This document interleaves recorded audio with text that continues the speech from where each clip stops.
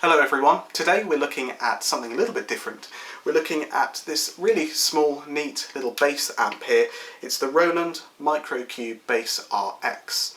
Now, whilst this is discontinued as far as I can see, it's still a really popular amp on the second-hand market, and so I thought I'd run down some of the features and specifications of the amp and give you a little bit of a sound sample at the end as well. Now, I've had this amp for maybe 8 or 9 years now, and it's a really versatile piece of kit, especially for teaching and practicing. It's great, it's got a lot of features, and it's got a fair amount of punch for its size as well. So let's take a look and see what this amp has to offer. Okay, so let's talk about the features first of all. So if we're going from the top here, you've got your bass, middle and treble EQ, nothing really too special to shout out about there. You've got some effects, you've got a nice range of chorus that you can put on, then again you put on flanger, and then you twist it around again, and you've got tiwa as well, so some nice effects there. And across here as well, you can either have delay or reverb, and again you get quite a nice sort of dynamic range of the amount of this you can all have. It's not just on and off, that's really nice. Then here you've got the drum machine. It says rhythm guide, but it's a drum machine, and I really like this. It's got quite a sort of versatile and really sort of useful setup. You turn it on and off here, and you've got the tempo here, so simply tap that and you've got the tempo going. You've got independent volume control, which is really great, so you can have that as loud or as quiet as you want against your own playing. And then you've got this central dial here, which gives you plenty of genres to choose from. You've got metronome, rock, blues, country, R&B, ballad, jazz, funk, Latin and dance. And what's more, you press the variation button and it gives you a different time signature or a different style, a different feel. So let's just hear the rock first of all, so I'll just turn it on. Now I'm going to put a variation on. And another one.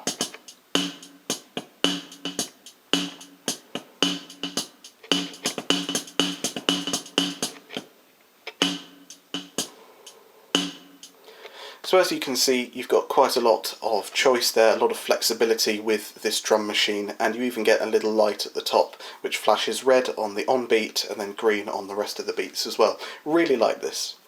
Coming down here then to the bottom corner, you've got the input. This is just a single jack input. We'll come back to talking about that in a minute.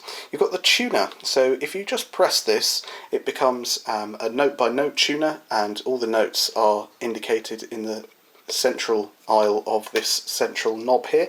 So you've got everything from the top strings of a 5-string bass all the way down to really quite low strings here. You've got B, E, A, D, G, C, A flat and A double flat as well. Quite a range of notes. Or if you press and hold, then this becomes a chromatic tuner as well. And the way it works is if it's green, then it's in tune, and if it's either side of the green, then it's flat or sharp. You've got the compressor here. I honestly don't really notice when this is on or off. I usually just leave it on, but maybe that's just me. When the tuner is on, then there's no sound coming out the front speakers, but when it's off, then you are able to choose a amp to simulate using this central knob here. So some of these amps are based off of real amps, some of them are original amps. You've got ones that better sort of work for jazz, funk, rock, all sorts of different styles, and I'll demonstrate some of these later. But it's really cool. You can literally just flick this dial here, and then you've got basically a different amp or a different simulated amp. Now it's worth pointing out that just because you've changed this over, one little switch like that, doesn't mean the amp's going to sound completely different. You're still going to have to set it up using the EQ and the effects and all the switches on your own bass. But it is nice that this feature is here because it does give you that flexibility, especially if you're a teacher, if you're teaching in a school or something. You've got to take this to a classroom and you're teaching all sorts of different styles. You can very easily adjust this amp to suit the different style of that particular lesson. On the far left over here, you've got an octave bass setting as well. You get the original pitch and the octave below. And then over here you've got the ability to put in a microphone as well. Now this is what I mean about this input. This is obviously just a jack input here. So if you had a microphone, you'd need a cable which was able to have XLR at one end and jack at the other. Here's one that I use. You've got the jack that goes into this end and then the XLR that goes into the microphone. You need this specialist cable if you're going to use a mic. They're not that expensive and it's not too much of a faff, but it is worth noting that if you do want to use the microphone in this amp, you will need that cable. It's not just going to be a simple XLR sort of plug in and go thing. Coming round to the back of the amp, and you've got quite a few sort of things to do. Obviously you've got your input here. Then you've got the foot switch, so you can put in a foot switch and that lets you control the drum machine. Now with the drum machine you can either tap the tempo or you can stop it and start it. You've also got recording out and the phones hole here. Now this is obviously your output to get sound out of the amp, and it's great for headphones and sort of practicing if you need to be quiet. Maybe if you've got family or something who don't want to hear the bass, you can pop your headphones in and it's absolutely great. You get a fantastic sound. And if you're going into an audio interface or something on your computer, again it turns this amp into a really versatile piece of kit. And when you've got something in here, it mutes the front speakers as well, so you're not getting any sound at all out of the amp apart from through this.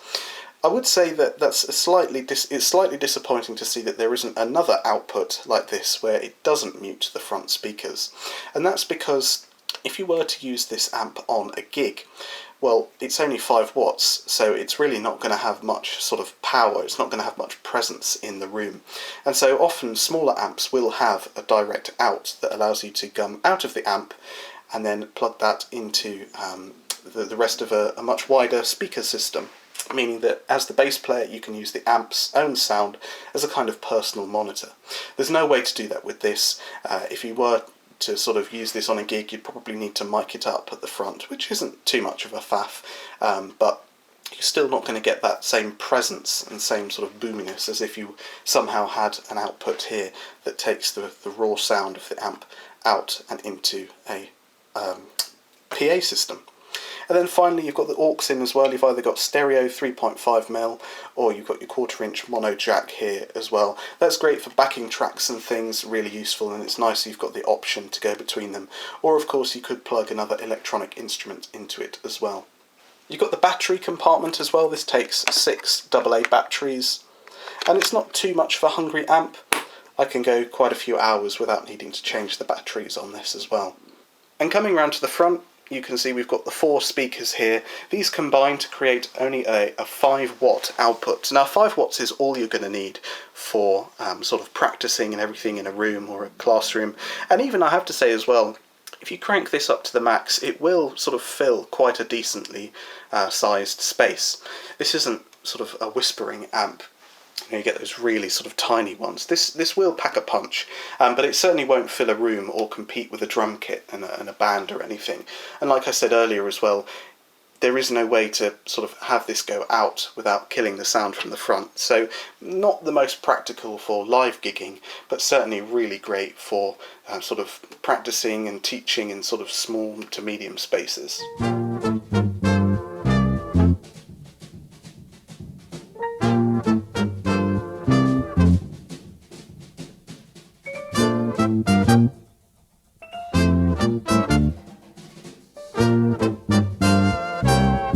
Well, it's 1 for the money, 2 for the show, 3 to get ready. Now go, cat, go, but don't you step on my blue suede shoe. Well, you can do anything but stay over my blue suede shoe. How can it be that we can say so much without words?